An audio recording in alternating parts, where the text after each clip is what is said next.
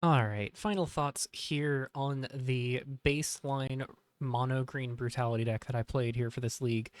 Uh, to sum up my thoughts briefly, just sort of starting out, I'm gonna kind of just like give the short version up front, and then I'll go into more detail moving forward here, and also talk about some potential directions to take this deck to improve it. If you're really just interested in like the brief version of my thoughts, the gist of it is I think Brutality is really good. I think it's well positioned against some of the aggressive decks in the format. I think the more mid-rangey grindy decks are going to have a better time against Brutality. I think Brutality is going to struggle a bit more against some of the mid-range grindy decks. At least this particular build will struggle. And I think most combo decks are kind of just going to have a field day with this deck, even with Fog Spewer in the sideboard, even with Peaceful Journey, even with the like Ozon's Blessing, Holton Clan Assailant for persist. I think this deck is just not very well positioned into this build of this deck is not very well positioned into the greedier decks that are happening in the metagame. And that's kind of unfortunate because the whole appeal of Brutality on the surface is that you have that plan to be able to sort of go over the top of decks that are trying to be greedy by having all of your creatures come with like exponential amounts of bodies alongside of it. And so in theory, that should make Brutality a phenomenal card to really pay off. But this build doesn't get to weaponize it to its full potential, unfortunately. Um, going into some longer thoughts, I think if we were to unlock sideboard here, I think Labette du Harnell is bad. I think it is just not an eternal playable card. I wanted to try it out. I didn't really know where the last deck slots should go, and it turns out they should have gone to not this card. Similarly, I think Yen's Slope Skitter and to a lesser extent Skull and Nyxweaver and also Skitter Tiller, I think all could afford to go here. I think the +1/+1 counter synergies, like going deep on them with Slope Skitter, Skitter Tiller, and Nyxweaver was all really solid. But the only one of these cards that I felt like truly was worthwhile to look at was Skull and Nyxweaver. And even then, there were elements in which like it just felt really awkward because one of the things that's a big issue with Skull and Nyxweaver is that it competes with Brutality for being the thing we want to play the moment we get to 3 mana. And Skull and Nyxweaver looks really appealing on the surface because when we get to play this and then go into Brutality, we get more value. Out of our Nyxweaver, but then we're not getting the 3/3 trampler that we get off of Brutality. We don't get the immediacy with the artifact and enchantment removal that we get with Brutality. And so Nyxweaver really competes with Brutality on the 3-drop slot. Whereas another card that we saw in that final match there, which is very good with Brutality, is Tanshina Elite. Nope, that is not the card. That is because of the hyphen, isn't it? Tanshina Elite. Here, just the 3/3 for 3 with Reach, Death Touch, and enter, draw a card just proves to be a much better looking piece alongside Brutality because not only is it a fine creature to play on its own, but if you have it versus Brutality, there's never going to be competition over which you would rather develop. Brutality is going to be the much clearer answer for like, oh, I want to build up my board over time, and then you only really have to play out the Elite when it comes down to having to fight against like early tempo boards like white flying, blue white flying tempo boards. So, with that in mind, I think Skull and Nyxweaver is really not that great, and Skitter Tiller just did not feel so great every time I put it in play. Artifact typing is a big liability as people are looking to bring in artifact and enchantment hate to try and deal with Brutality. Skitter Tiller kind of catches some strays there, which can be really awkward. And then Yen's Slope Skitter didn't actually feel terrible in these matches, but was never something I was super thrilled to have. And I feel like more often she wound up being stuck in my hand all game, rather than actually being something I was like rushing out to cast. And part of that is just the mana base issues, right? So let's get into the big issue I was having this league, which was just that my mana base in the back half of the league in those last 2 rounds really started to betray me there. Some really awful hands to have to mulligan and some really awful hands to have to keep. Partly just, lack of practice with mulliganing the deck, knowing how far I'm comfortable mulliganing with the deck. but partly also just, 20 lands is a little light for a deck like this that's trying to top out on like powerful 3-drops and playing multiple 3-drops in a turn and topping out on like Yen's Slope Skitter, trying to Skitter Tiller a bunch of lands out just never really seemed remotely feasible. So, 20 lands, probably not enough. If you're going to stay mono green, I think the Forest Snakewoods hideout, I talked about wanting to cut it in the video in the like matches where I think I was like maybe I want to go down on this. Realistically, the biggest reason to go down on Snakewoods hideout is Seeker of New Horizons, and being fully honest with myself, I think those can also come out of the deck. I think Seeker of New Horizons is cute, but I don't think it's very good. The blessing side never really came up into a place where I felt like, oh, I top deck a Seeker of New Horizons, let me just like have it be a blessing on one of my lands. That never really felt like a viable option for me. And that was partly just, the nature of the matches that I wound up playing. They were all kind of like I had to be either very breakneck or I didn't really get to play the game. And so Seeker, as the blessing side, never really came up. But that being said, I think, Seeker's a solid scaling threat, but one that is even better is Aspiring Anarchist, another card we got to see there in the final match. This card is just very solid compared to Seeker of New Horizons. Wears +1/+1 counters a lot better because of the trample, and it gets to copy the power and toughness of another target attacking creature when it swings. So if we can get this down and get it alongside some other scaling threats, those other scaling threats will inevitably also scale the Aspiring Anarchist. A worm token off of Brutality makes this thing attack for a 3/3. And important to note is that because it copies the current power and toughness of a creature, but gains it as its base power and toughness, it makes +1/+1 counters on the Anarchist even better. I was cutting Thorngrafter in a lot of those matches towards the middle there, but honestly, I think Thorngrafter is probably one of the better 1-drops in the deck. Thorngrafter did feel really good in some of those matches. It's just kind of not a great card against Persist because there's just no time to build up the counters on this.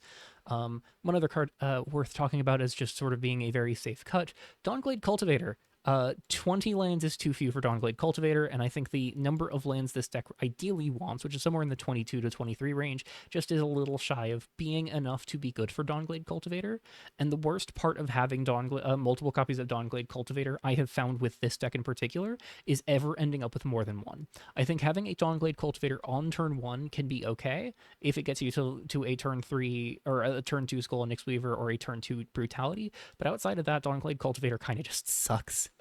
It gave us some of our fastest games, and there are definitely games in this league that we probably would have lost without Dawnglade Cultivator putting a 3-drop in play on turn 2.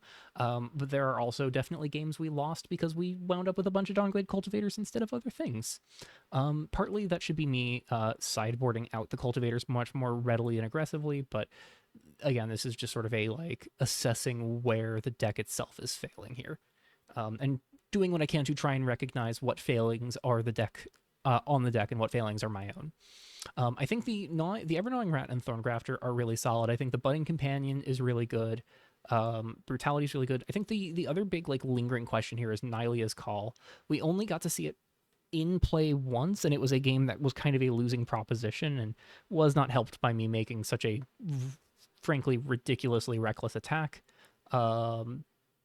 Really did cost me a lot of favor in winning that first game in round 5. But Nylia's Call, I think I want to test with this more. I think especially if you go up on like on Tanshina Elite and Tanshina Tracker, Elite and Tracker, more good like devotion threats to just sort of build up stats. And then one other card that Kilgaris was on that I think is very worthwhile here. Unveil the Menagerie. It's just going to be similarly very good in a deck like this. If we have a lean curve, if we kind of top out at 3-drops, Unveil the Menagerie suddenly is going to very consistently be putting two solid creatures in play, giving them relevant keywords. And when that becomes the case, when this is getting like a bunch of wanting us to get a bunch of creatures in play, as cool as I think Nylea's Call is and as much damage as it could potentially deal, I think Unveil the Menagerie really pushes Nylea's Call out of the deck because we really do want to kind of keep ourselves on Brutality as the only other non-creature spell to maximize the creatures that we have kicking around to trigger it. So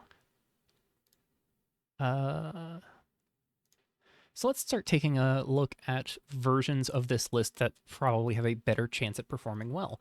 First version is something closer to what Kilgaris was playing. By no means a perfect list. None of these are going to be perfect lists, but it's just sort of pushing in directions that I think are going to be more favorable. As much as I like the counters build, as much as I like Skull and Weaver, I think the Unveil the Menagerie build with Tanjina trackers and Tanjina elites is just going to be a little bit more well-tuned for succeeding in a mid to long game while also still just getting to have those blistering aggro starts. We do see the Evergnawing Rats, Thorngrafters, Aspiring Anarchists.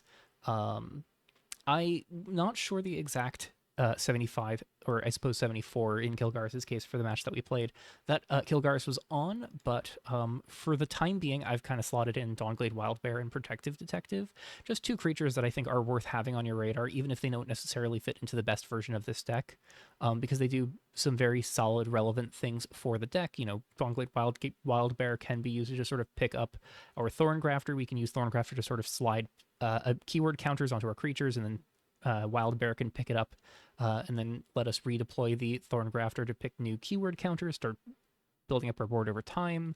Protective Detective can sort of make combat math a little trickier to sort out for our opponent. But realistically, the core strength of this deck comes on Unveil the Menagerie, being able to drop, say, a Tanjina tracker.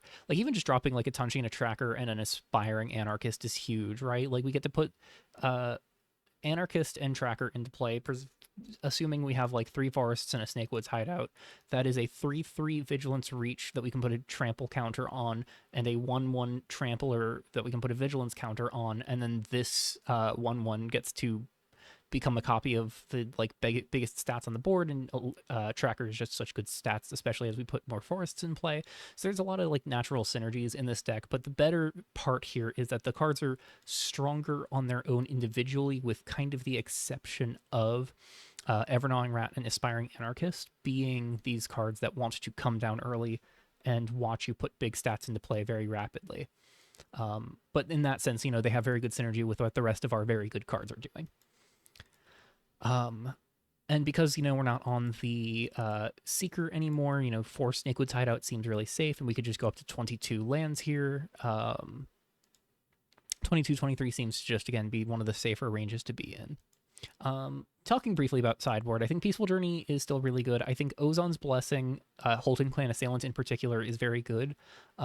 As far as its ability to fight persist, I am inclined towards 4 Ozon's Blessing, 2 Holton Clan Assailant, rather than a 3/3 split. I think if you're boarding in Blessing, you really do want to draw it so you can use it to get the thing that you're looking for, be it Fog Spewer, Holton Clan Assailant, or rather than Spotted Slugger, a Telhado Saboteur. And in that instance, you know, having the 4 of Blessing is better than having the 3/3, because the Assailant at sorcery speed doesn't do a whole lot to meaningfully mess with Persist, whereas Blessing can at least be used to get Assailants to disrupt the combo as they're trying to pop off. And then finally, you know, the 4 of Peaceful Journey didn't really get to put it to too much use against Persist in these leagues, but it really does just look to be one of the best green sideboard cards against Persist in other graveyard decks. So looking solid here. And then moving on beyond just the mono green list, you know, there are some options for trying to push outside of green into white or red. I think the biggest thing that white gets you is it gets you the big hate bears. It gets you Codename Viridian. It gets you Henry River City's Mayor.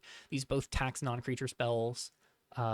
Typically by 1, Viridian does it for each permanent attached to her, whereas Henry comes with 1 more base power and can't be countered, which is very nice against blue decks. But does not get to make a sort of lasting shiftable keyword.